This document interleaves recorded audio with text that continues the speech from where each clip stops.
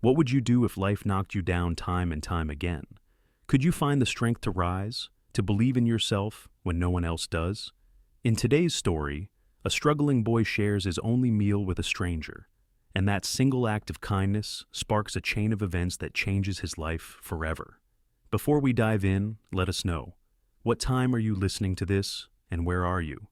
Drop a comment below. We'd love to hear from you. The bitter cold of a Chicago Thanksgiving cut through the air, slicing into the dim streets of Pilsen. Families gathered in their warm homes, their laughter and chatter audible even through frosted windows. The savory aroma of roasted turkey, pumpkin pie, and warm bread filled the neighborhood. Yet, at the Calloway's small, drafty apartment, silence and darkness reigned. Benji Calloway sat at a rickety wooden table, watching the flicker of a lone candle. Its weak light barely illuminated the room, exposing peeling wallpaper and furniture held together by duct tape and hope. Across from him sat his mother, Lila, wrapped in layers of old blankets, her wheelchair positioned close to the candle for warmth. "I'm sorry, sweetheart," Lila said softly, her voice cracked and barely audible.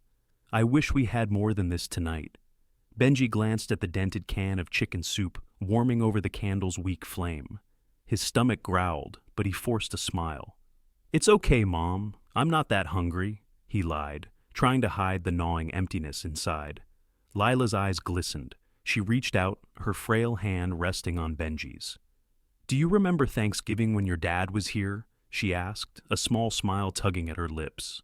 Benji nodded. He remembered the big table filled with food, his dad carving the turkey, and the way his parents laughed together. But those days felt like a lifetime ago.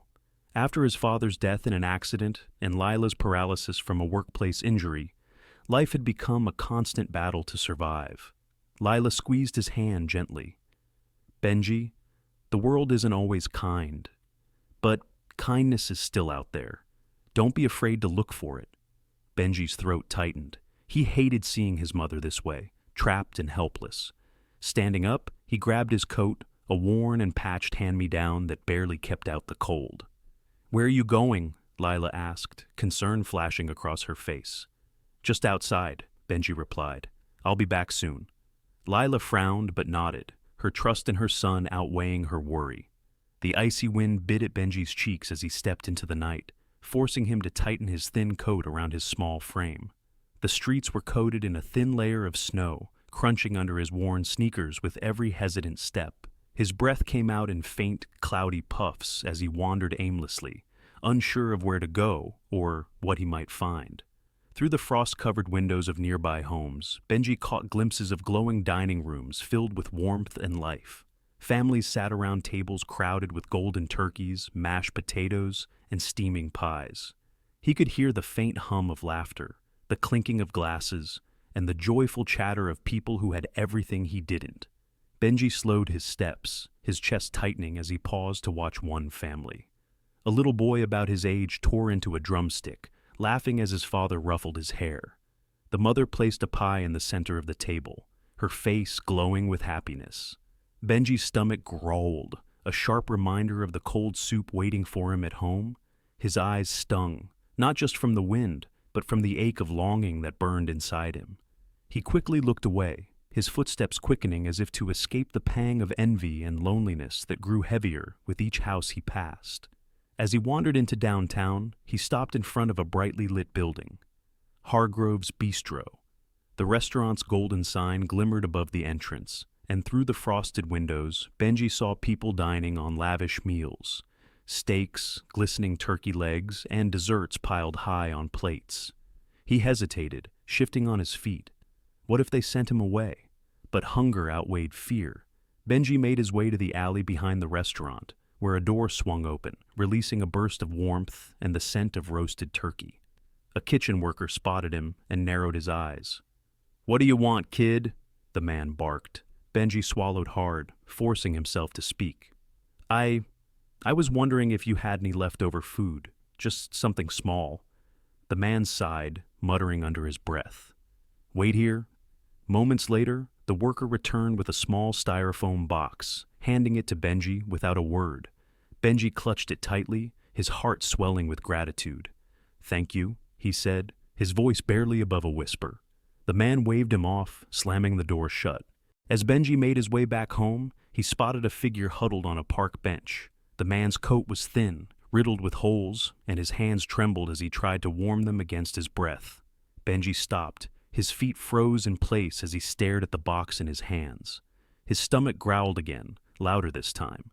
He could take the food home to his mother and share it with her. She needed it as much as he did. But the man on the bench. Taking a deep breath, Benji approached him. "Sir?" The man, startled, looked up. His sunken eyes and gaunt cheeks told a story of hardship. "Yeah?" he croaked. Benji hesitated, clutching the styrofoam box in his hands.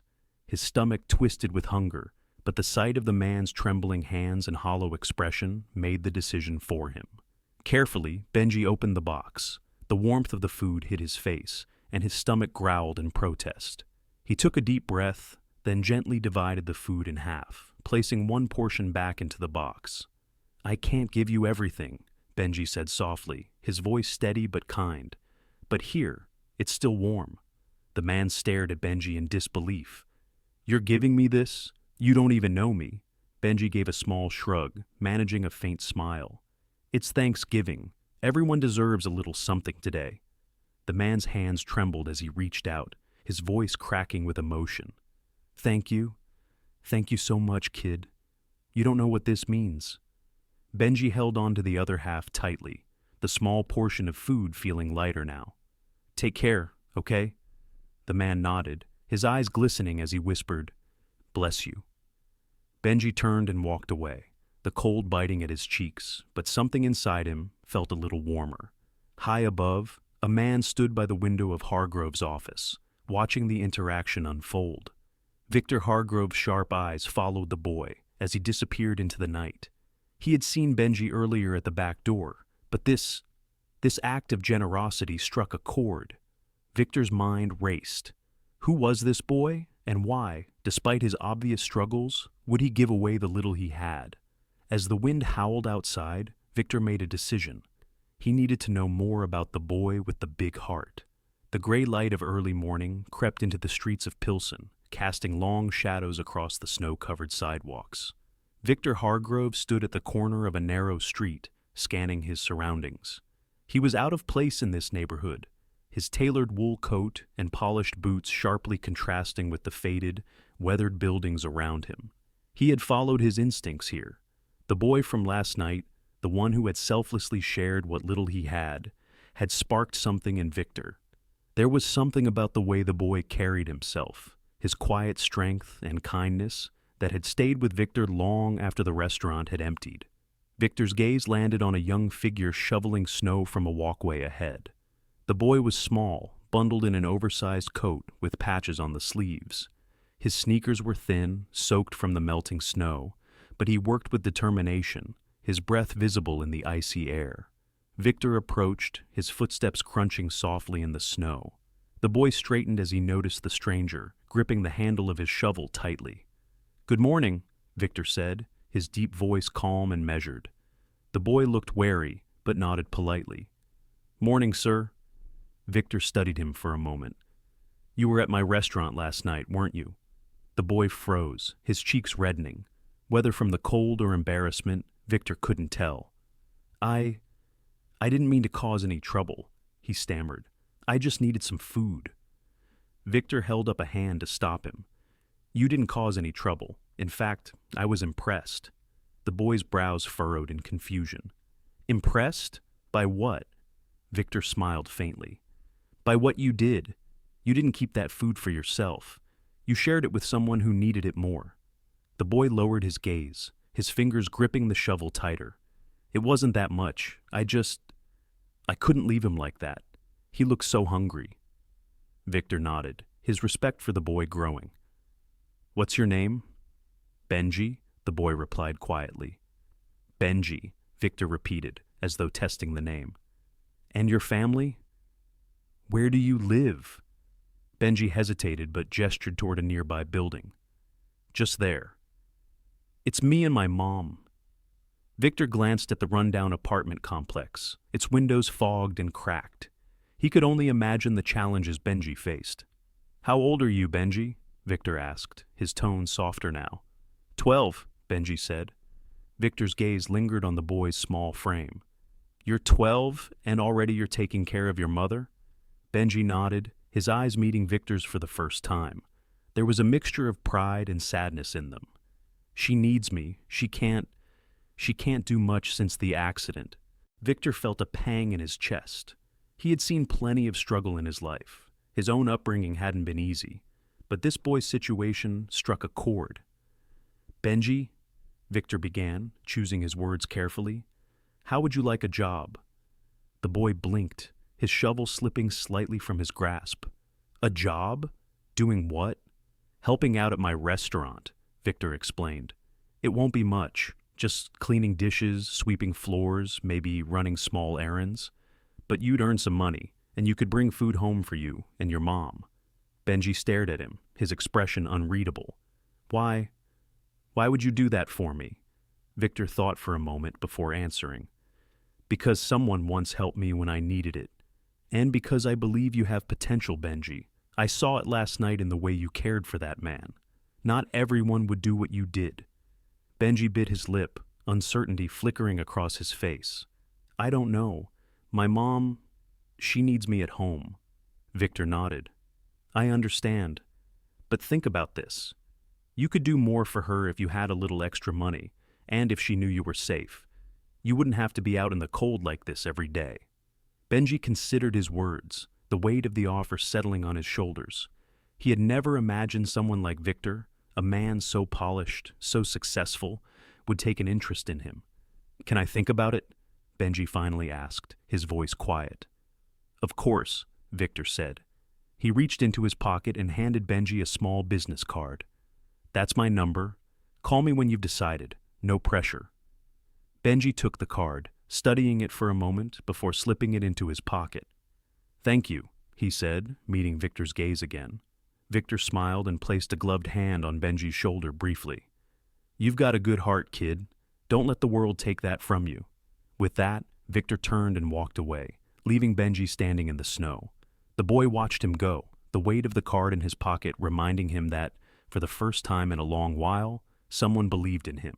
The walk home felt longer than usual as Benji trudged through the snow-covered streets of Pilsen. Victor's offer weighed heavily on his mind. The thought of working at a place like Hargrove's seemed unreal, too good to be true. When Benji reached the small apartment, he brushed the snow off his coat and quietly opened the door. The room was still dim, with only a small candle flickering on the table. Lila sat in her wheelchair, bundled in blankets, her eyes lighting up as she saw him. "You're back," she said softly, her voice warm despite her exhaustion. "You were gone longer than usual. Did something happen?" Benji hesitated, unsure how to start.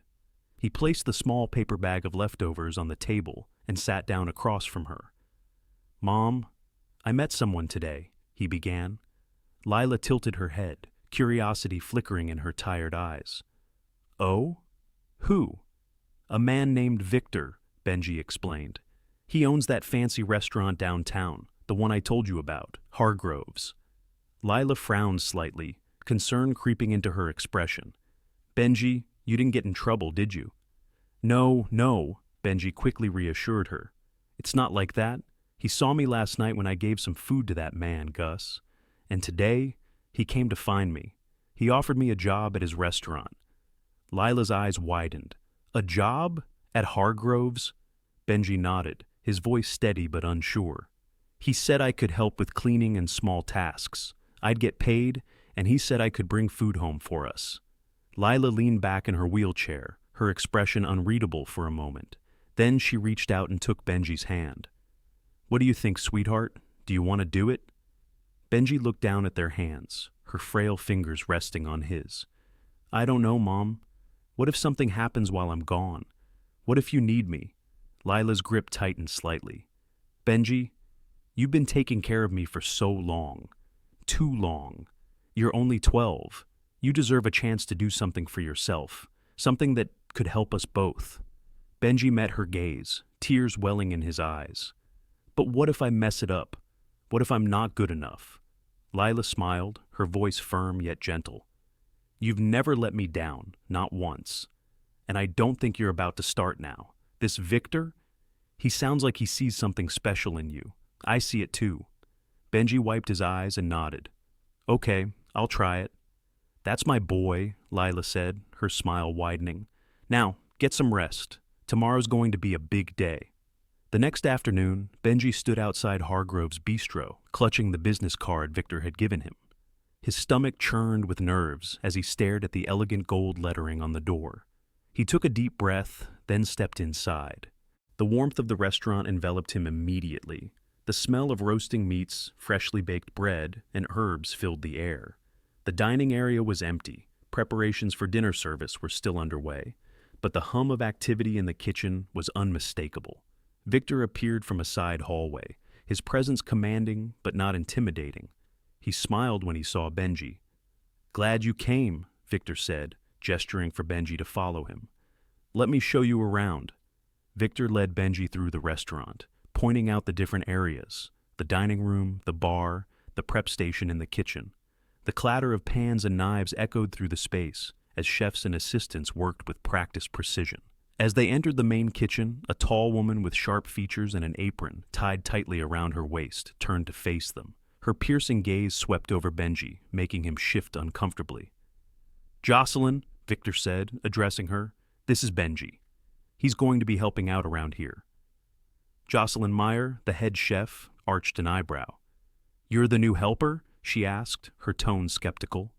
Benji nodded quickly. "Yes, ma'am." Jocelyn studied him for another moment, then sighed. "All right, stay out of my way, don't touch anything unless you're told, and we'll get along fine." Victor smirked, patting Benji's shoulder. "Don't mind her, she's tough, but she knows her stuff. Listen to her, and you'll learn a lot." Victor handed Benji a small apron and a cleaning rag. "For now, start with cleaning up the prep station. Manny will show you the ropes." A cheerful voice called out from behind them. "That's me!" Benji turned to see a young man in his early 20s. His face lit up with a welcoming smile. "I'm Manny. Welcome to the chaos, kid." The kitchen bustled with energy as the first guests of the evening arrived. Orders started coming in, shouted from the front to the line cooks, while the clanging of pots and sizzling pans filled the air. Benji stood near the dishwashing station, his heart racing as he watched the flurry of movement. "Benji, we need that counter cleared. Now!" Jocelyn barked, her tone sharp but focused. Benji scrambled to wipe down the prep station, nervously glancing around to make sure he wasn't in anyone's way. As he reached for a stack of plates, his hand slipped, and a loud crash echoed through the kitchen. All heads turned. Shards of a once pristine white plate scattered across the floor. Benji froze, his cheeks burning as embarrassment washed over him. I'm sorry," he stammered, bending down quickly to pick up the pieces. "Leave it," Jocelyn snapped. "You'll cut yourself. Just get a broom and clean it up properly."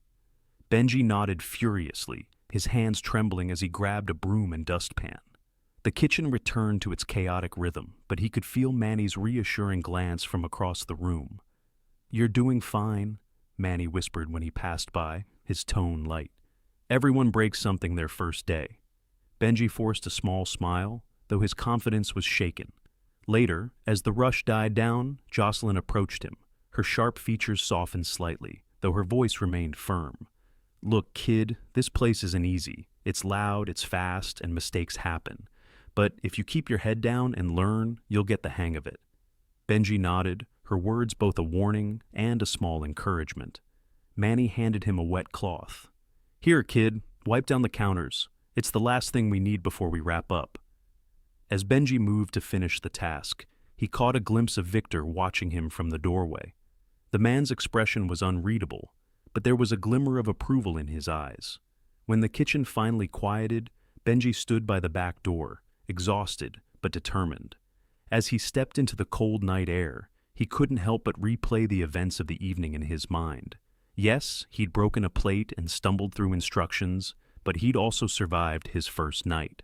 Walking home with a small bag of bread tucked under his arm, Benji felt a spark of hope. This was only the beginning, but for the first time, he believed he might actually have a chance to prove himself. As he approached a park bench near the corner of a quiet street, he spotted a familiar figure, Gus Turner sat hunched over, his thin frame barely covered by a tattered coat. His hands trembled as he rubbed them together, his breath visible in the cold night air. Benji slowed, his mind racing. He had promised himself he'd bring this food home to his mother.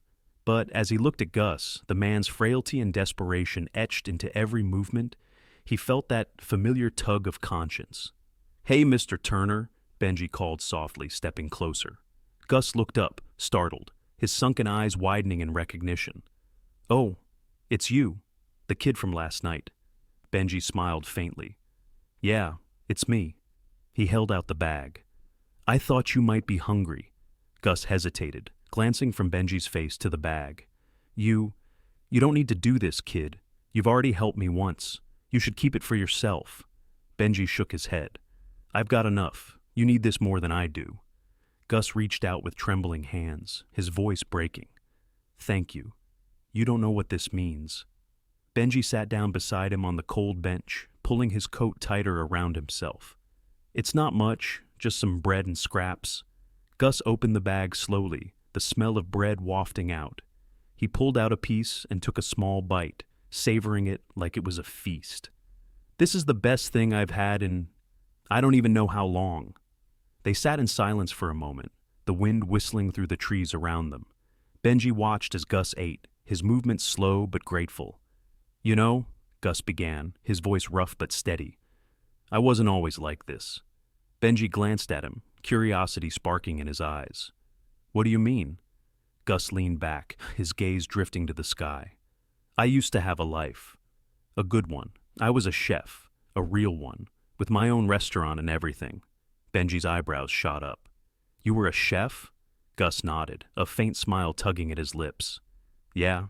My place was small, nothing fancy like the one you work at, but it was mine. People used to love my food, said it had heart." Benji leaned forward, hanging on Gus's every word. "What happened?" The smile faded from Gus's face, replaced by a shadow of regret. "Life happened. I was in the service, you know. Came back from Vietnam with a head full of noise I couldn't turn off. Tried to keep it together, but I started drinking. The restaurant slipped away, then the house, then everything else." Benji didn't know what to say. He'd heard stories of veterans struggling, but hearing it from Gus made it real. "I didn't mean to lose it all," Gus continued, his voice barely above a whisper. "But once you're on the streets, it's like you disappear. People stop seeing you as a person." Benji swallowed hard, his chest tightening. "That's not fair," Gus chuckled bitterly. "No, kid, it's not.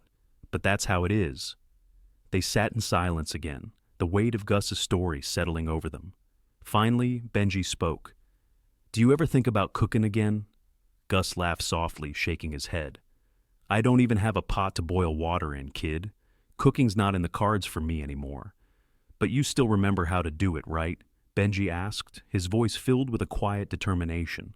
Gus turned to him, his expression softening. "Yeah, I remember." Benji hesitated, then blurted out, "Could you teach me?" Gus blinked, caught off guard. "Teach you? What for?" "I want to get better," Benji said earnestly. "At the restaurant, I don't want to just wash dishes forever. I want to learn how to cook. Real cooking." Gus stared at him for a long moment, then nodded slowly. "All right, kid. If you're serious, I'll teach you. But you gotta promise me something." "What's that?" "You don't end up like me," Gus said firmly. "You keep your head straight, you stay out of trouble, and you don't give up, no matter how hard it gets." Benji nodded, his eyes shining with determination. "I promise." Gus smiled, the first genuine smile Benji had seen from him. "All right then. Bring me some scraps tomorrow night, and we'll start with the basics." Benji stood, his heart lighter than it had been all day. "Deal. I'll see you tomorrow, Mr. Turner." "Call me Gus," the man replied, his voice warmer now. "And thanks, kid, for everything." As Benji walked away, the wind still biting at his cheeks, he couldn't help but smile. For the first time in a long time, he felt like he was walking towards something good, something bigger than himself. Benji's days quickly fell into a relentless routine. Mornings were spent at home, helping his mother with her daily needs. He prepared her modest meals, tidied the small apartment, and ensured she was comfortable before he left for work. Despite her reassurances that she could manage, Benji's heart ached every time he stepped out into the cold streets, knowing she was alone. Afternoons and evenings belonged to Hargrove's Bistro, a place that demanded everything from him and then some. The kitchen was a battlefield of sharp instructions, clanging pots, and the constant pressure to keep up.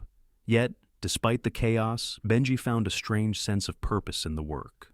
One evening, as he scrubbed the counters, Jocelyn's voice cut through the noise. "Benji, don't just stand there. Get these ingredients to the prep station." "Yes, ma'am," he replied, quickly gathering the vegetables and rushing across the kitchen. Manny chuckled as Benji passed him. "Don't worry, kid. She yells at everyone, not just you." Benji grinned weakly, but he was learning that Jocelyn's bark often came with valuable lessons. She was tough, but she noticed everything, from the way Benji handled a knife to how quickly he reacted to instructions. It was a few weeks into Benji's new job when he first met Colin Dwyer. The sous chef was tall, with sharp eyes and a perpetual smirk that didn't quite reach them. Colin was known for his precision in the kitchen, but also for his prickly demeanor. Victor called for a quick meeting in the kitchen to introduce Benji formally to the team. "Everyone, I'd like to officially welcome Benji. He's been doing great so far, and I'm confident he'll continue to grow here." The staff offered polite nods and murmurs of acknowledgement, but Colin's expression tightened. After Victor left, Colin approached Benji, his arms crossed. "So," he said, his tone cool, "you're the boss's new pet project." Benji blinked, unsure how to respond. "I'm just here to help," he said cautiously. "Right," Colin replied, his smirk returning. "Well, let's see how long that lasts." The comment stung, but Benji pushed it aside. He had enough to worry about without trying to figure out Colin's problem with him. At first, Colin's interference was subtle. A misplaced ingredient here, a forgotten instruction there, just enough to create small mistakes that Jocelyn wouldn't overlook. "Benji!" Jocelyn barked one evening. "Where's the rosemary for the lamb?" Benji froze, glancing at the prep station where he had placed the sprigs earlier. They were gone. I swear I put it here." Jocelyn's glare was like a knife. "Then find it. Now." Manny pulled Benji aside later. "You sure you put it there?" "I know I did," Benji insisted. Manny frowned, his eyes narrowing as he glanced toward Colin, who was smirking in the corner. The incidents continued. Knives that weren't where Benji left them, utensils switched out for the wrong ones, and small but critical items missing when he needed them most. Benji began to doubt himself, the weight of the mistakes crushing his growing confidence. Despite Colin's sabotage, Benji found allies in Jocelyn's strict guidance and Manny's quiet encouragement. Jocelyn didn't coddle him, but she began offering tips alongside her critiques. "Benji, your grip is all wrong," she said one evening, watching him struggle with a knife. "Here, like this." She adjusted his hand, showing him how to control the blade with precision. "You're not chopping wood. Let the knife do the work." Benji nodded, practicing the motion until it felt natural. The next time she passed him, Jocelyn gave a small nod of approval.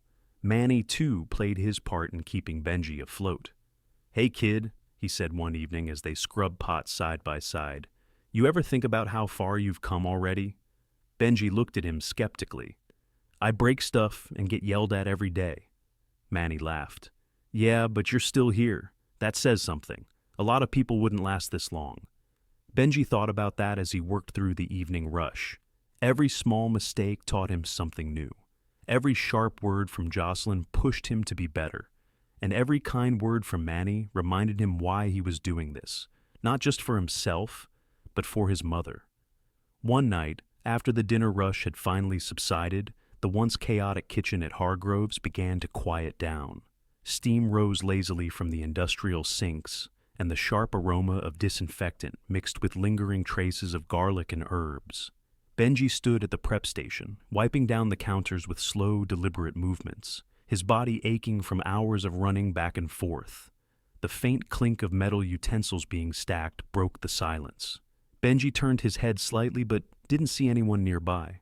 Shrugging it off, he returned to his task, humming softly to himself in an attempt to shake off the fatigue. "Feeling pretty good about yourself, aren't you?" The voice was sharp, cutting through the stillness. Benji jumped, dropping the rag in his hand. He looked up to see Colin Dwyer standing a few feet away, arms crossed and a smirk playing on his lips. I didn't hear you," Benji stammered, his voice wavering slightly. Colin stepped closer, his boots clicking softly against the tiled floor. "You think you're special, don't you?" he said, his tone low and laced with disdain. Benji frowned, confused. I don't know what you're talking about." "Oh, come on," Colin sneered, leaning against the counter with an air of superiority. "Victor's little golden boy. Everyone sees it. You walk in here, no experience, no clue what you're doing, and suddenly you're the boss's favorite project." Benji stiffened, his hands balling into fists at his sides. "I'm just trying to do my job," he said quietly, forcing himself to stay calm. Colin's smirk deepened, and he leaned in, his face just inches from Benji's. "Let me give you some advice, kid," he said, his voice dropping to an icy whisper. "This kitchen isn't a charity, and it sure as hell isn't a playground. People like you don't last here. You don't have what it takes." Benji swallowed hard, the knot in his throat tightening with each word. He could feel the heat rising to his face, but he refused to look away. "Maybe I don't have experience," he said, his voice steady despite the storm brewing inside him. "But I'm here to work, that's all." Colin's smirk twisted into a cold grin. "We'll see how long that lasts." For a moment, they stood there in silence, the air between them thick with tension. Then, with a final mocking glance, Colin turned and walked away, his footsteps echoing in the quiet kitchen.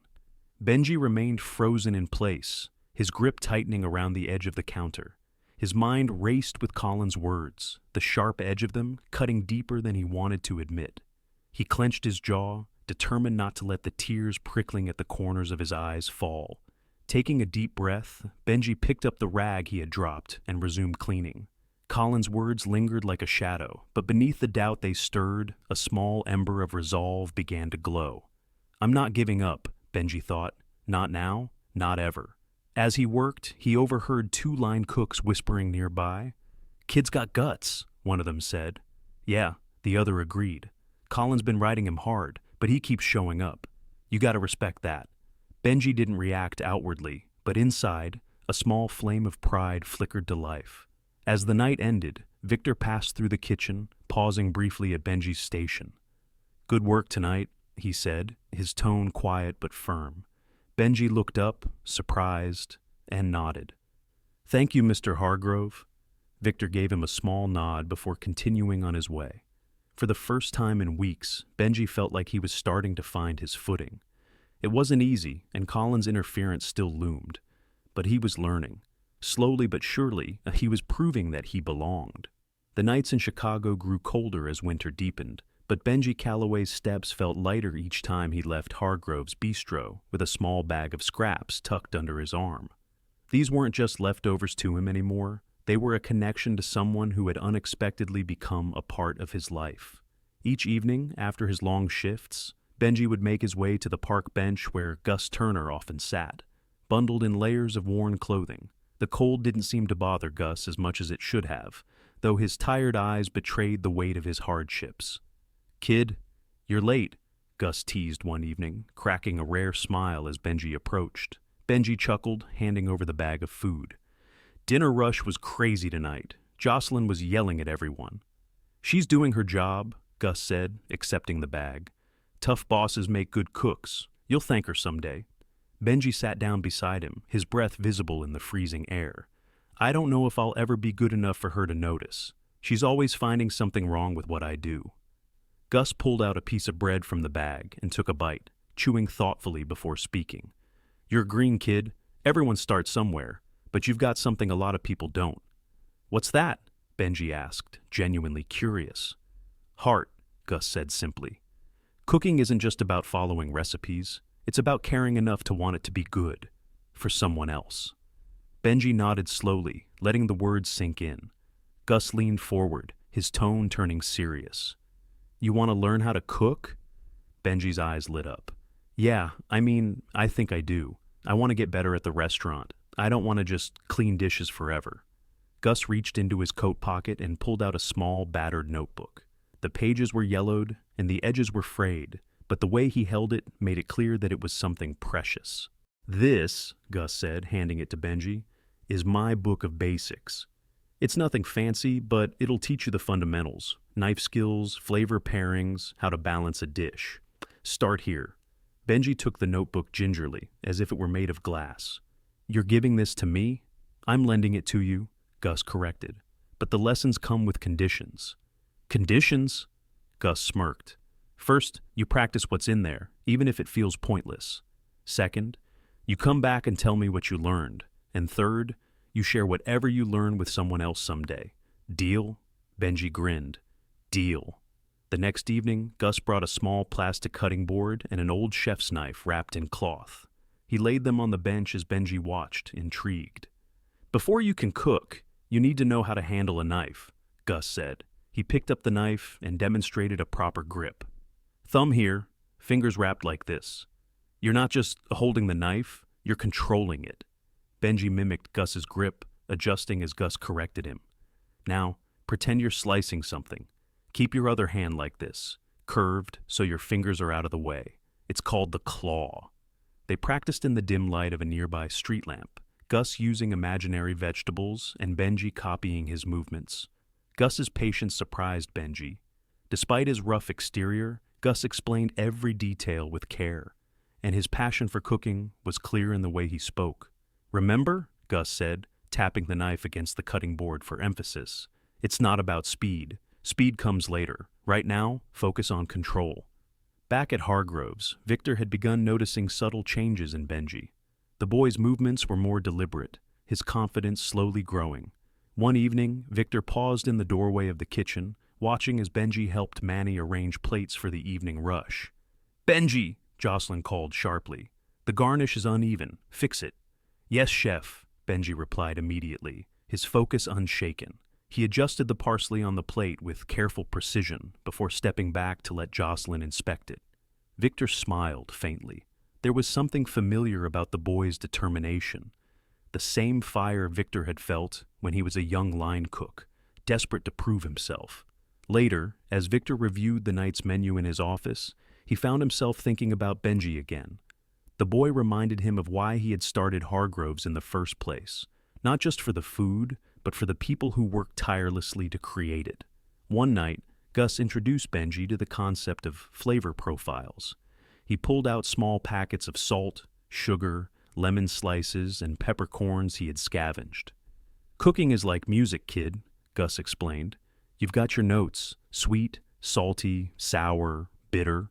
When they work together, they create harmony. Too much of one, and the whole thing falls apart." Benji tasted each ingredient as Gus explained its role in balancing a dish. By the end of the lesson, Benji's mind was buzzing with possibilities. At the restaurant, Benji began applying what he learned. When Manny asked him to taste a sauce before plating it, Benji hesitated, then added a pinch of salt. "Better," Manny said with a grin, tasting it again. "See, you're getting the hang of this." The nights with Gus became more than just lessons. They became a refuge for Benji, a place where he could ask questions, make mistakes, and dream of what might be possible. Gus, in turn, found purpose in teaching again, his own passion for cooking reignited through Benji's curiosity. "Why do you care so much about helping me?" Benji asked one night as they packed up their makeshift tools. Gus paused, his expression thoughtful. "Because someone helped me once," he said quietly. "And because you remind me of who I used to be before I lost my way." Benji nodded, understanding more than Gus expected. "I won't lose my way," he promised. Gus smiled. "I know you won't, kid." One evening, after closing up the restaurant, Victor called Benji into his office. "Benji," Victor began, "I've been watching you these past few weeks. You've been working hard, and it shows." Benji shifted nervously. "Thank you, Mr. Hargrove." Victor leaned forward, his hands clasped on the desk. "I see potential in you, real potential. I want you to start learning more about the kitchen, not just cleaning and prep work, but that means more responsibility. Do you think you're ready for that?" Benji's heart raced. "I'll do my best, sir. I won't let you down." Victor smiled. "Good. We'll start tomorrow." As Benji left the office, his mind raced with excitement and nerves. He thought of Gus, of his mother, and of the small flame of hope that was now growing into something brighter. The soft hum of holiday music filled Hargrove's bistro as the kitchen buzzed with energy. The annual holiday gala was one of the most important nights of the year, a high-stakes event that brought in the restaurant's most influential patrons. Victor Hargrove was determined to make it flawless, and the pressure trickled down to every corner of the kitchen. Benji stood at his station, his hands trembling slightly as he arranged garnishes on a tray of hors d'oeuvres. He'd been given more responsibility tonight, his first big chance to contribute beyond cleaning and prep work. Jocelyn's sharp gaze kept flicking in his direction, making him hyper-aware of every movement. "Keep it tight, Benji," Jocelyn said briskly as she passed by. "We're not serving this to amateurs." "Yes, chef," Benji replied, his voice steady despite the nervous energy coursing through him. In the dining room, the atmosphere was one of understated elegance. The tables were adorned with white linens, flickering candles, and centerpieces of evergreen sprigs and cranberries. Guests in evening gowns and tailored suits sipped champagne as servers circulated with trays of appetizers. Victor moved smoothly among the crowd, shaking hands and exchanging pleasantries. Though his demeanor was composed, his mind was in the kitchen, where the real work was happening. As he returned to the kitchen to check on the progress, he spotted Benji carefully arranging a platter of crostini. Victor paused, watching for a moment before stepping forward. "Looking good, Benji," he said, his tone encouraging. Benji looked up, startled but pleased. "Thank you, Mr. Hargrove." Victor clapped him on the shoulder. "Keep it up. Tonight's a big night for all of us." As the main course preparations began, the kitchen erupted into organized chaos. Pans sizzled, knives struck cutting boards with rhythmic precision, and the sharp bark of Jocelyn's orders echoed above the clamor. Benji stood near the garnish station, meticulously arranging herbs on plates that would soon be whisked out to the dining room. His focus was unyielding. This task was more responsibility than he'd ever been trusted with before, and he was determined to get it right. Across the kitchen, Colin Dwyer observed Benji with narrowed eyes. The boy's steady rise within the restaurant gnawed at him.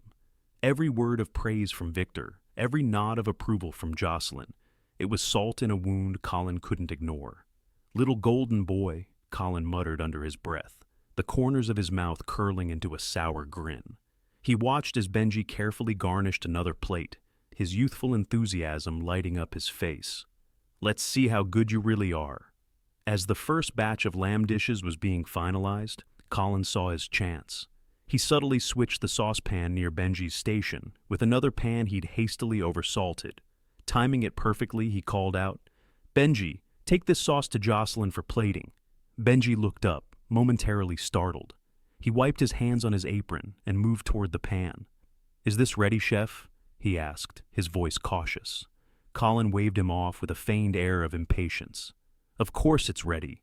Do you think I'd send it otherwise? Just go." Benji hesitated for only a second longer before carefully lifting the pan and carrying it to Jocelyn. She was busy overseeing other dishes, her sharp eyes darting between stations. When Benji placed the pan beside her, she picked up a spoon and dipped it into the sauce, tasting it quickly. Her reaction was immediate. Her face tightened, her brow furrowing deeply. "What the hell is this?" she barked, her voice slicing through the din of the kitchen like a blade. Benji froze, his stomach twisting into knots. "Chef, this sauce is inedible," Jocelyn snapped, holding up the spoon. "It's oversalted to hell. Who prepared this?" Benji felt the blood drain from his face. I was told to bring it to you. Colin gave it to me."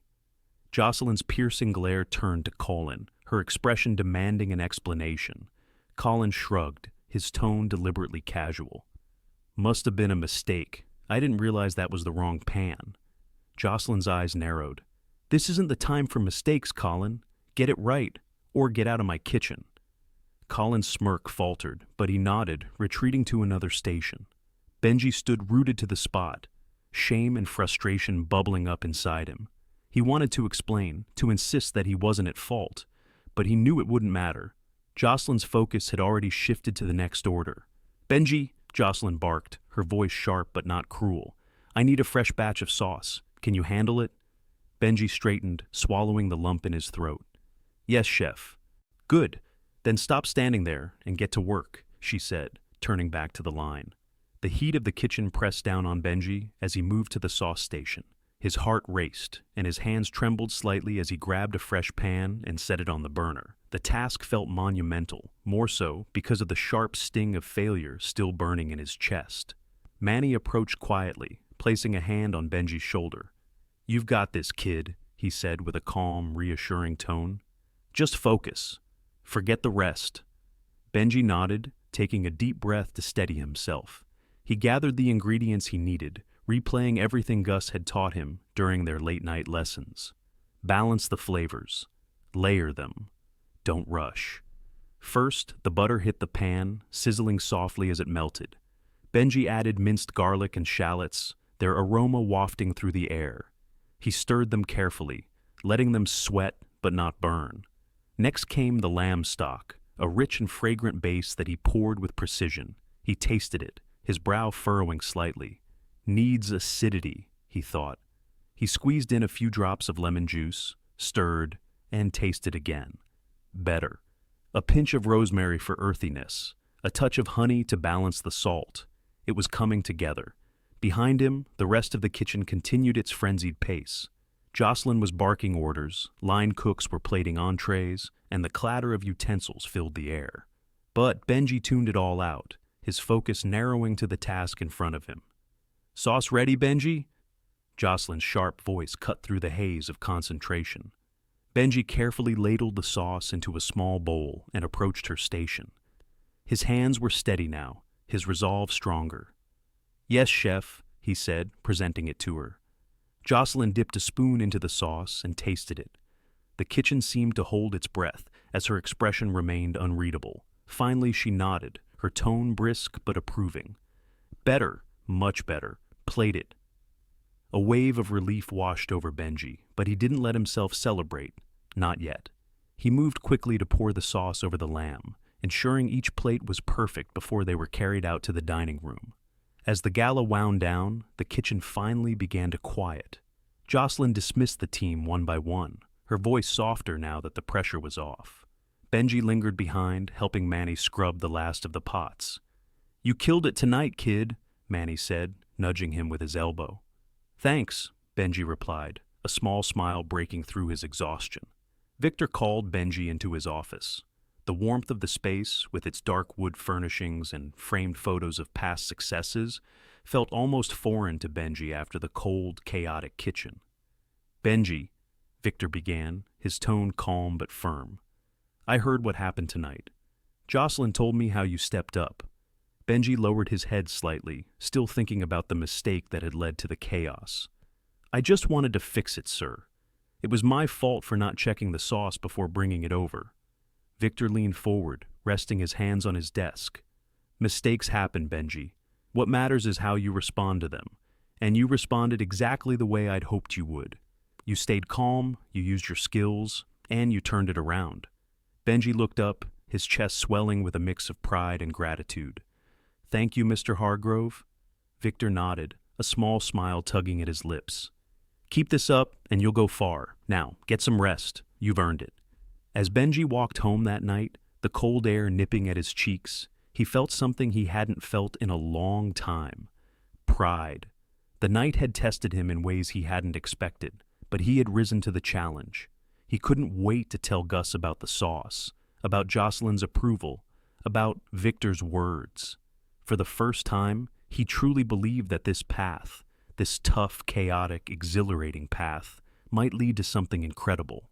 The frosty Chicago wind howled through the narrow streets of Pilsen, rattling the windows of the Callaways' small apartment. Benji stood at the kitchen counter, slicing bread with the steady grip Gus had taught him. Dinner was simple as always. A few slices of bread, a bit of leftover stew from Hargrove's, and an apple he'd saved from his lunch break. "Dinner's ready, Mom," Benji called, setting 2 plates on the table. Lila's wheelchair creaked softly as she maneuvered herself from the corner where she had been knitting. Her face, though lined with fatigue, lit up as she approached the table. "You're getting better at slicing," she said, smiling.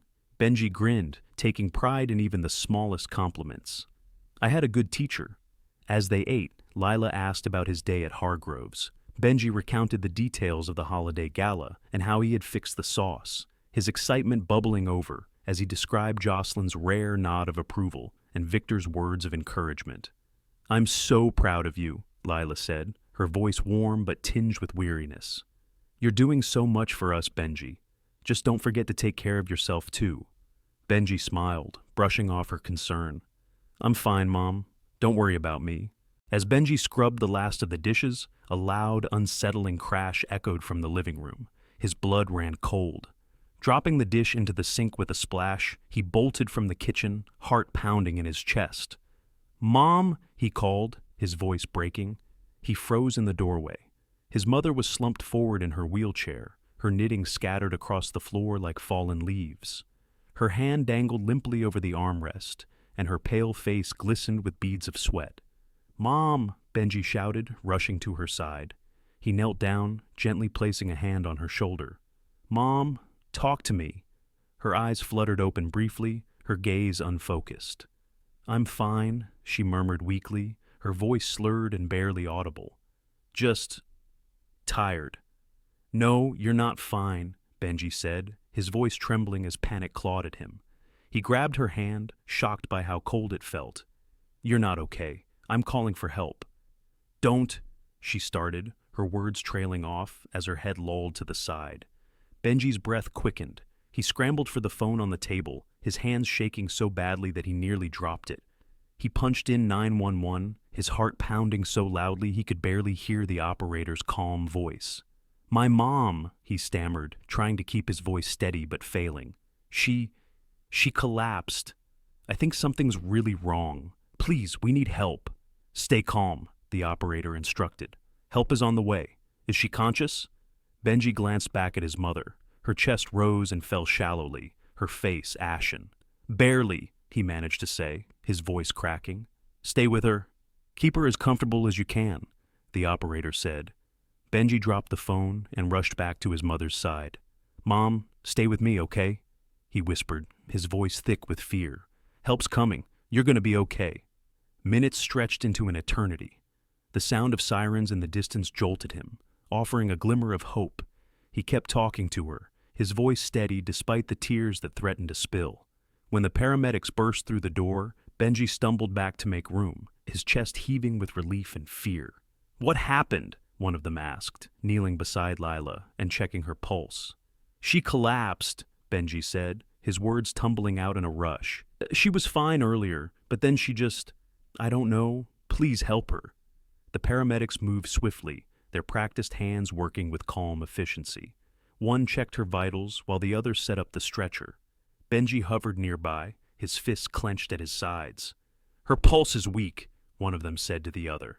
Benji's stomach dropped. He watched helplessly as they carefully lifted his mother onto the stretcher, strapping her in securely. "Are you coming with us?" one of the paramedics asked, glancing at Benji. "Yes," Benji said immediately, grabbing his coat without hesitation. He followed them out into the freezing night, the cold air hitting his face like a slap. As the ambulance pulled away, its sirens piercing the quiet streets, Benji sat in the back, clutching his mother's hand. He prayed silently, his chest tight with fear.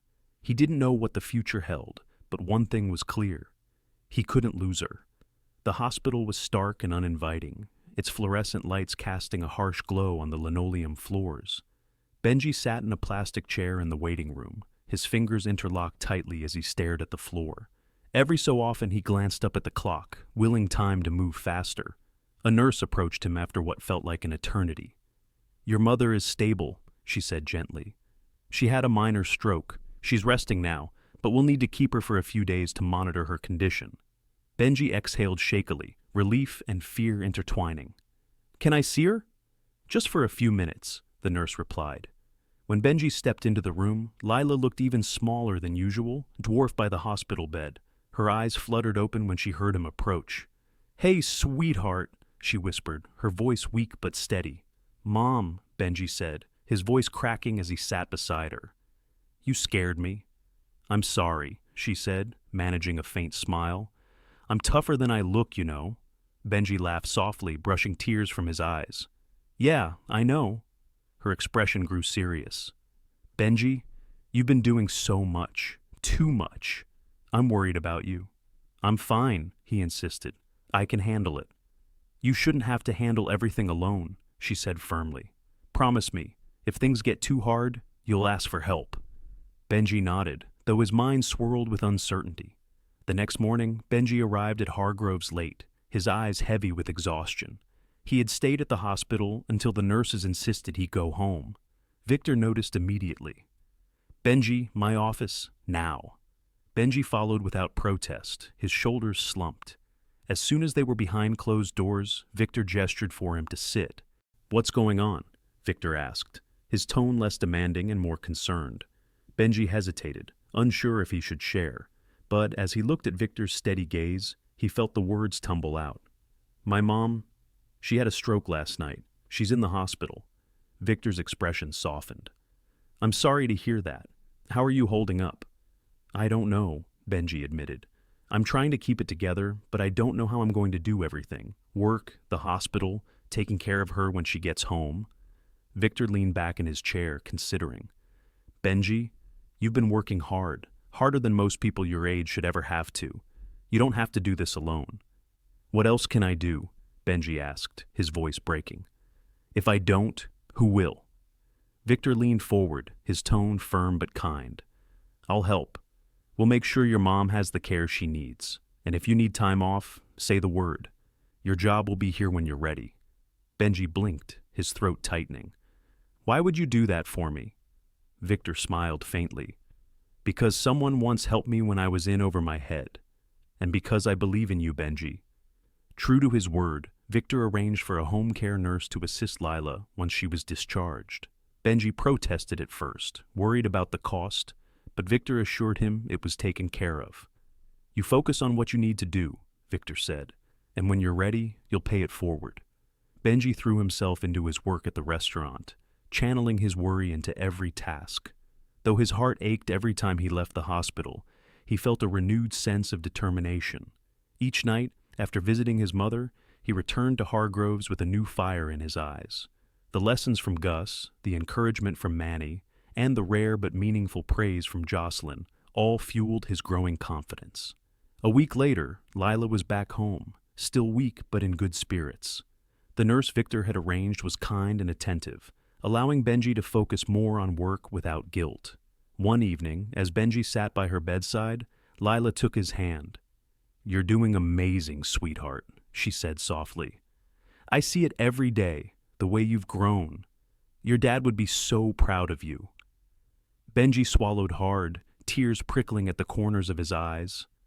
"I just want to make things better for us, Mom." "You already are," she said. "But remember, you're allowed to dream for yourself too. Don't ever forget that."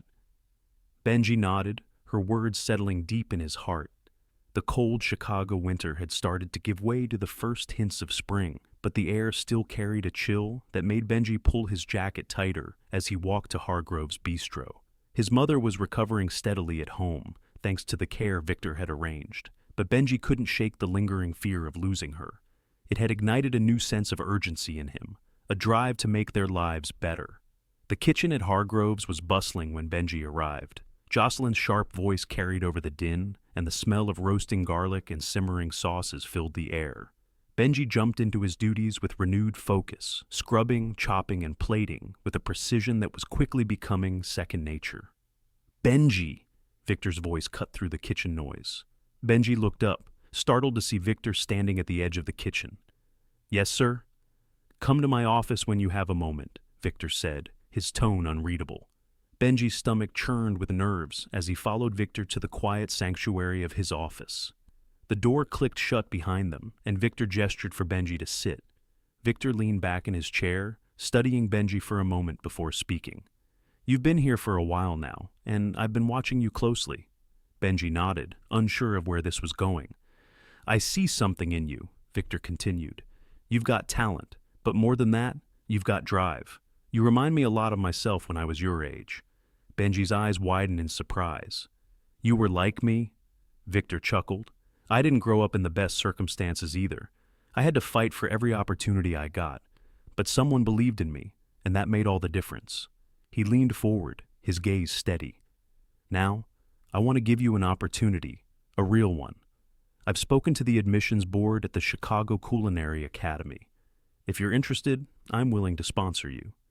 Benji blinked, his mind reeling. "You mean culinary school?" "Yes," Victor said. "You'd learn from some of the best chefs in the country. You've already shown that you have the potential. This would give you the foundation you need to build a real career." Benji's heart raced. The idea was both exhilarating and terrifying. As he walked home that evening, Victor's offer replayed in Benji's mind. The thought of going to culinary school was almost too big to grasp. It felt like a dream he didn't dare to have. But beneath the excitement, doubt crept in. "What's going on?" Victor asked, his tone less demanding and more concerned. Benji hesitated, unsure if he should share. But as he looked at Victor's steady gaze, he felt the words tumble out.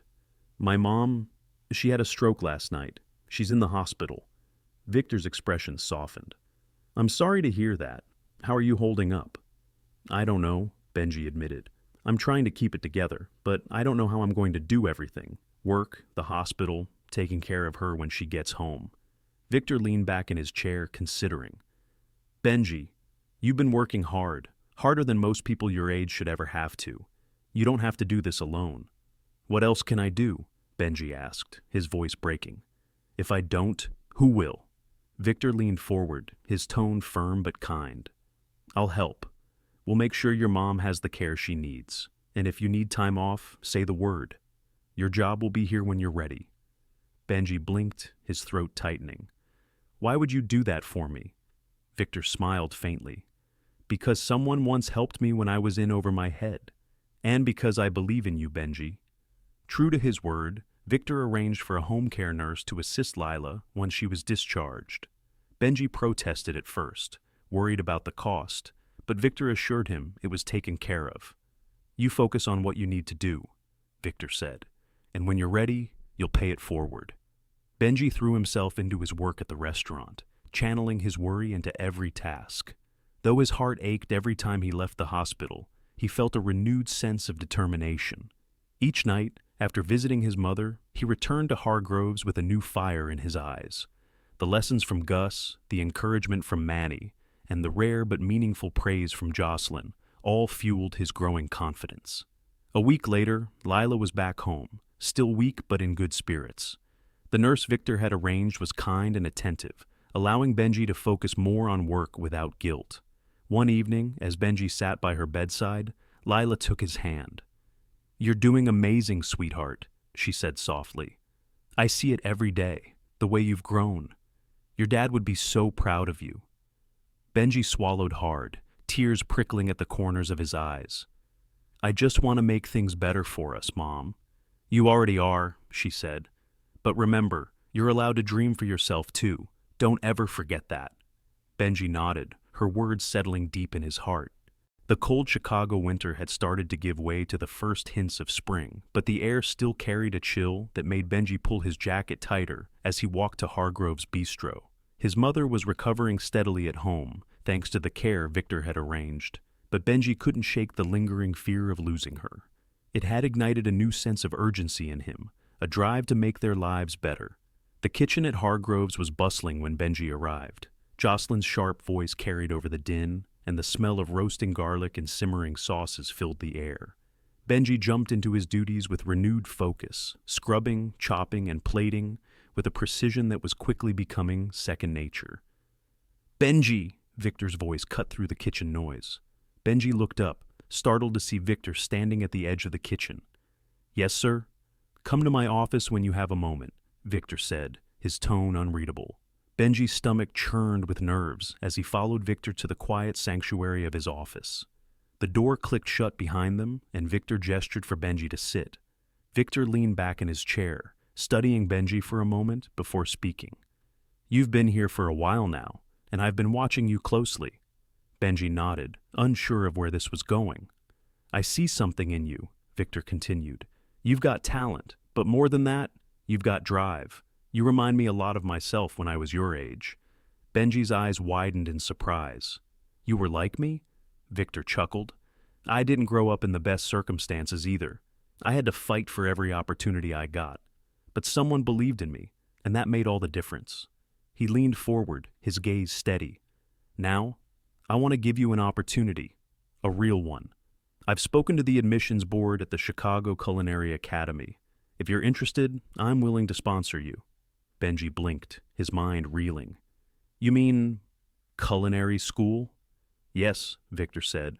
You'd learn from some of the best chefs in the country.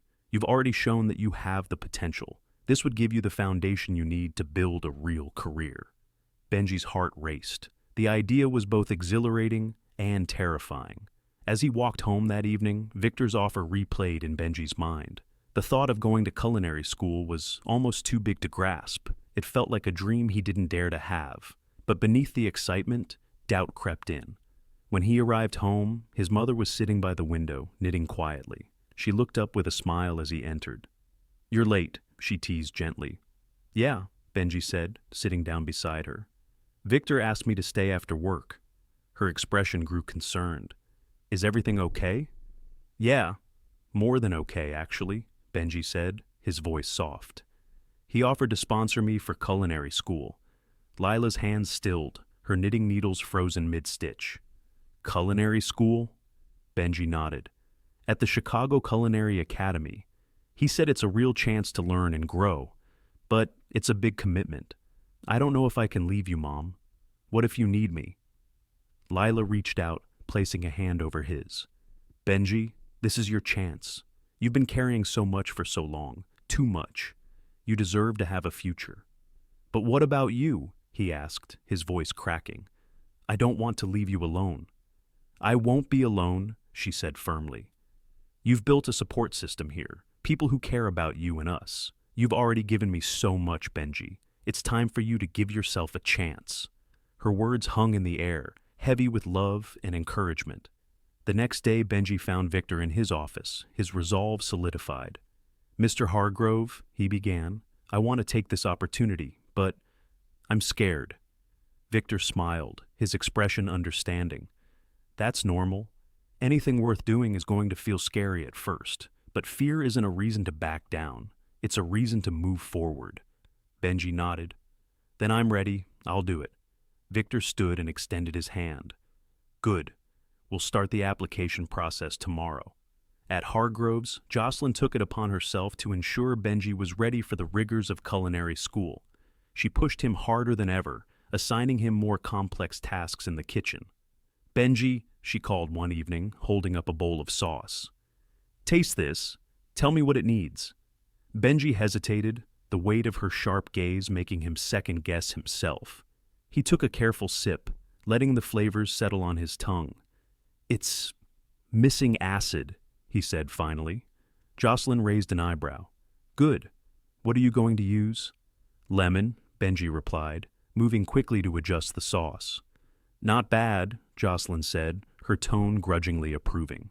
Each small victory built his confidence, and with Manny's constant encouragement, Benji began to believe he could succeed.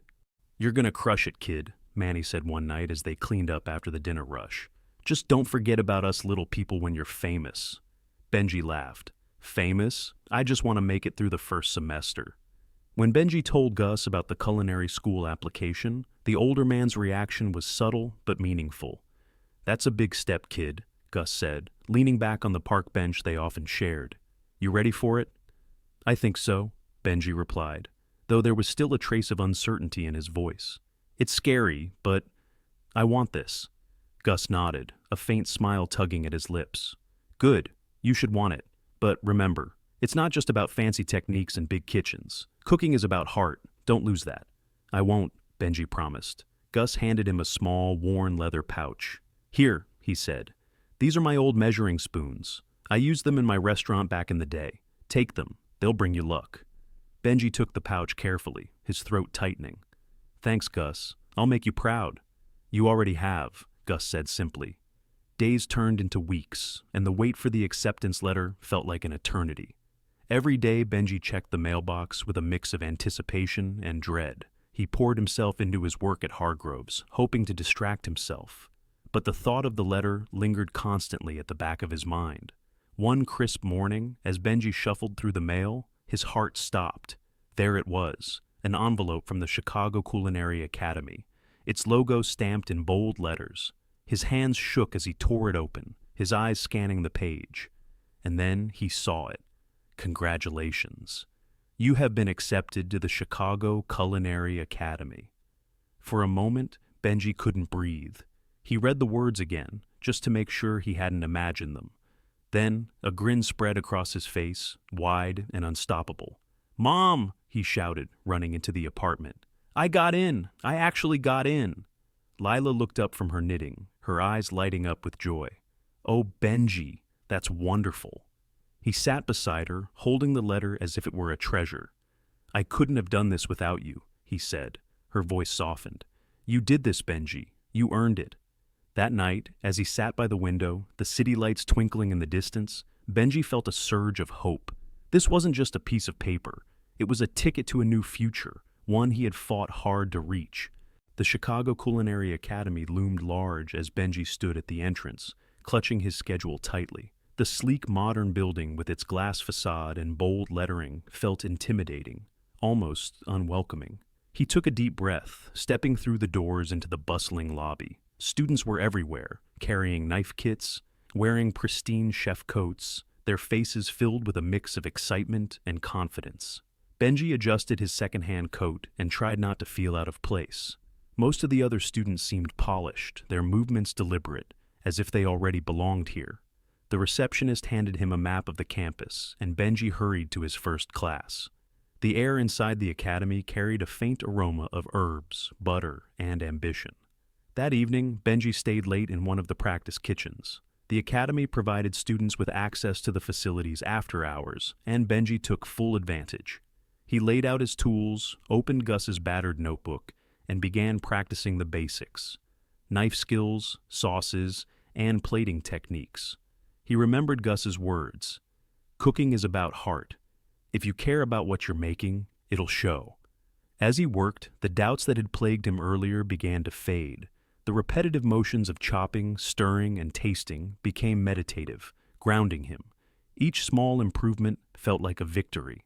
The next day during class, Chef Alden stopped by Benji's station again. This time, he picked up one of Benji's carrot sticks and held it up for inspection.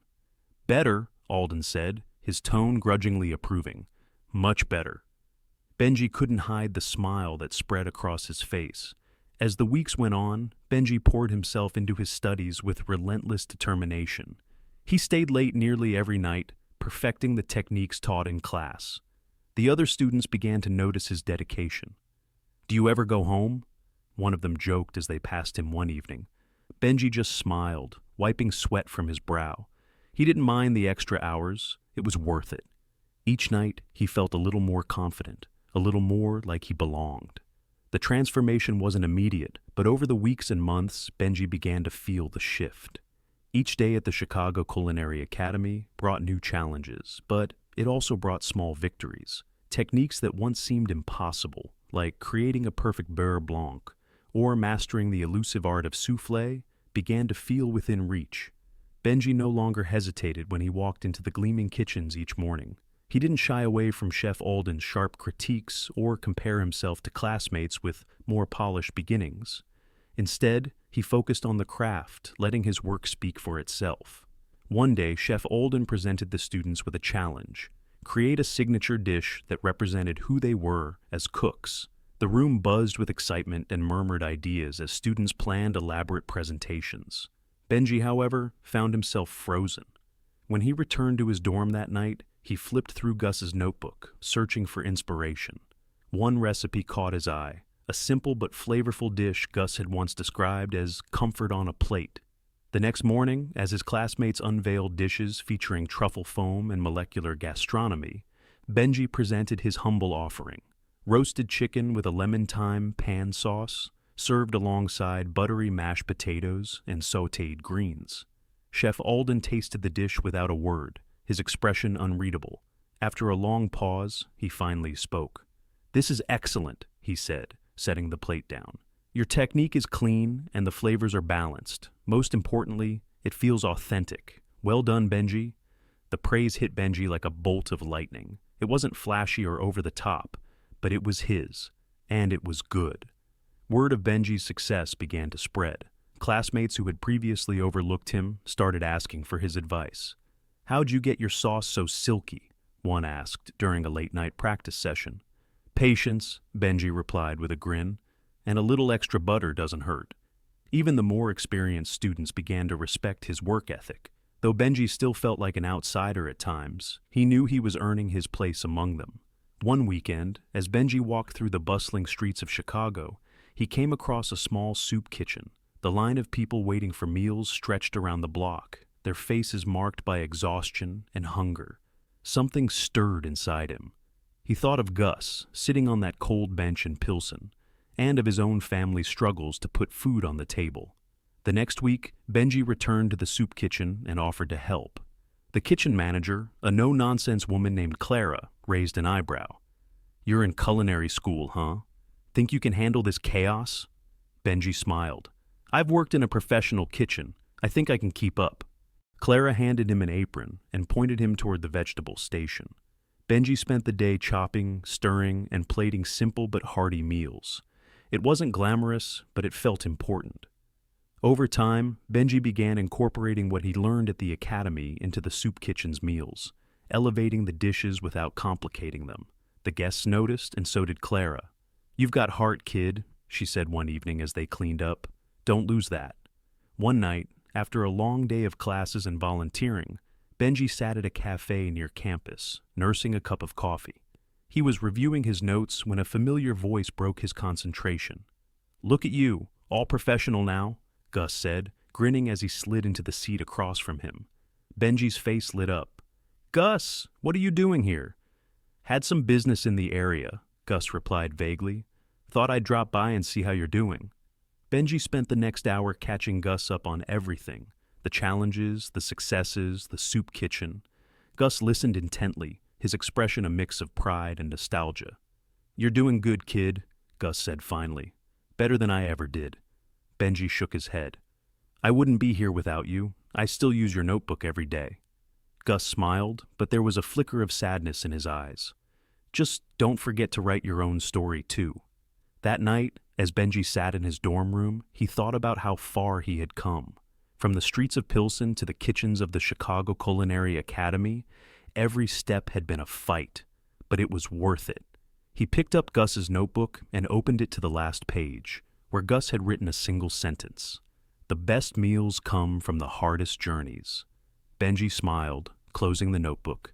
His journey was far from over, but for the first time, he felt ready for whatever came next. The final weeks at the Chicago Culinary Academy were a blur of exams, practical tests, and goodbyes. Benji had thrown himself into every challenge with the same determination that had carried him through the darkest moments of his life. His instructors, once stern and skeptical, now spoke of him with respect. "Calloway," Chef Alden said on Benji's last day, his sharp tones softened by a rare smile. "You've come a long way. You've got the skills and the heart to make something of yourself. Don't waste it." "Thank you, Chef," Benji said, his voice steady despite the lump in his throat. The graduation ceremony was simple but meaningful. As Benji stood among his peers, clutching his diploma, he couldn't help but think of all the people who had helped him reach this point. His mother, Gus, Manny, Jocelyn, and most of all, Victor. When the ceremony ended, Benji packed his belongings into a single duffel bag and stepped out into the chilly Chicago air. He had one destination in mind. Hargrove's Bistro was just as Benji remembered it: warm, bustling, and alive, with the hum of the kitchen and the clatter of dishes. The smell of garlic and herbs greeted him as he pushed through the familiar doors. He spotted Victor standing near the bar, speaking with a server. Though his hair had a few more streaks of gray, Victor still carried himself with the same commanding presence. "Mr. Hargrove," Benji called, his voice breaking slightly with emotion. Victor turned, his eyes widening briefly before a smile spread across his face. "Benji," he said, striding forward to clasp the young man's hand. "You're back." "I couldn't stay away," Benji replied with a grin. Victor studied him for a moment, his expression thoughtful. "You've changed," he said. "There's confidence in you now, an ease. Culinary school suited you." "It wasn't easy," Benji admitted, "but it was worth it. I learned so much about cooking, about myself, and I have you to thank for that." Victor waved the comment away. "You earned your place there, Benji. All I did was give you a little push." They sat together in Victor's office, catching up as though no time had passed. Benji shared stories of his time at the academy, from his victories to his missteps, while Victor listened intently. "So, what's next?" Victor asked, leaning back in his chair. Benji hesitated, a small smile tugging at his lips. "I have an idea," he said. "It's big and it's risky, but it feels right." Victor's eyes gleamed with interest. "Tell me." As Benji outlined his vision for a restaurant that would serve not just food but second chances, Victor nodded thoughtfully. "It's ambitious," Victor said. "But if anyone can pull it off, it's you. What do you need?" Benji hesitated, then said, "Guidance, and maybe a little help getting started." Victor smiled, extending his hand. "You've got it. Let's make it happen." The air in Chicago carried a crisp edge as winter began its descent once again. Snowflakes danced through the air, settling on the bustling streets where lights twinkled in shop windows, hinting at the holiday season ahead. For Benji, the year had been a whirlwind of challenges, triumphs, and growth, and tonight marked the culmination of it all. Benji stood outside the restaurant he had poured his soul into. Inside, the warm glow of the dining room enveloped guests who laughed and chatted over plates of steaming, hearty food. The restaurant wasn't extravagant, but it was filled with life and a sense of belonging. Earlier that evening, Benji had paced the kitchen, checking every station and tasting every dish before service began. His staff, an eclectic mix of seasoned cooks and eager newcomers, moved with purpose. Many of them were people who, like Benji, had needed a second chance. A veteran who had struggled to find steady work, a young single mother trying to provide for her child, and a once disillusioned chef rediscovering his passion. "All right, team," Benji said, gathering everyone around just before opening. "Tonight isn't just about food. It's about showing people that everyone deserves a shot at something better. Let's make this count." His voice carried a quiet confidence that had taken years to build. As the evening wore on, Benji moved through the restaurant, checking on guests and stopping to chat with familiar faces from the neighborhood. His heart swelled when he saw Lila sitting at a corner table, a proud smile on her face as she watched her son thrive. At one point, Benji glanced toward the entrance and froze. Gus stood just inside the door, his weathered coat draped over his arm. His eyes scanned the room before they landed on Benji. "Gus," Benji said, crossing the room quickly. "Look at this place," Gus said with a grin, his voice tinged with pride. "Not bad, kid. Not bad at all." Benji led Gus to a table near the kitchen, insisting he stay for dinner. When the first plate was served, roasted chicken with a lemon-thyme sauce, Gus chuckled. "You kept it simple," he said, taking a bite. Benji nodded. "Sometimes simple is all you need." As they ate, Gus shared stories of his old restaurant days, and Benji listened intently, cherishing the moment. Later that evening, Victor Hargrove entered the restaurant, his presence commanding as always. Benji rushed to greet him.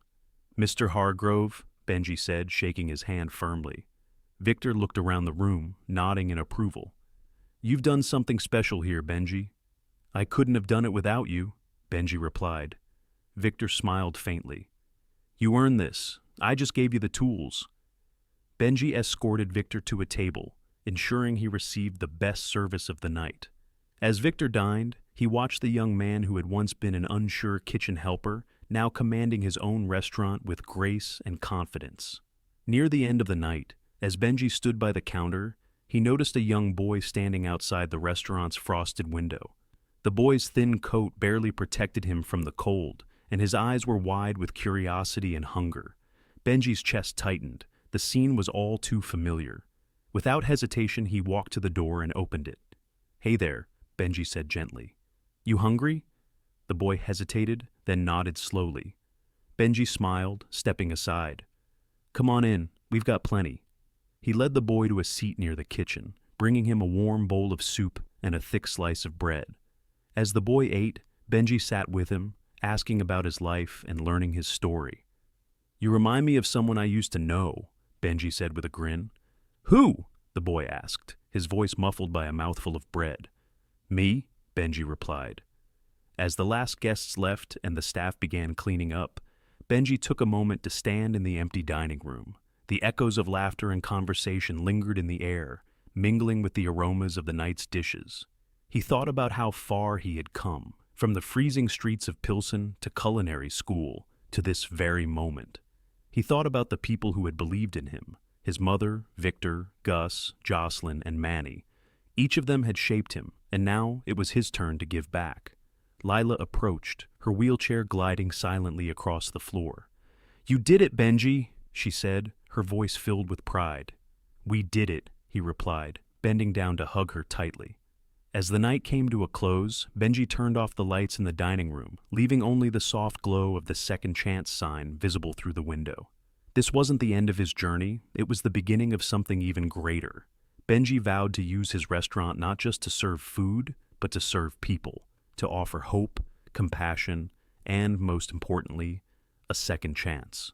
As the story of Benji's journey comes to a close, it leaves us with powerful lessons about resilience, kindness, and the transformative power of second chances. From a boy struggling to make ends meet to a young chef creating opportunities for others, Benji's story reminds us that our greatest challenges can become the foundation for our most meaningful successes. It also shows how acts of compassion, whether it's sharing a meal, offering guidance, or believing in someone's potential, can ripple outward, changing lives in ways we might never fully realize. What about you? Have you ever been in a situation where someone's kindness or belief in you made all the difference? Or maybe you've had the chance to give someone else a second chance. Share your thoughts in the comments. We'd love to hear your stories.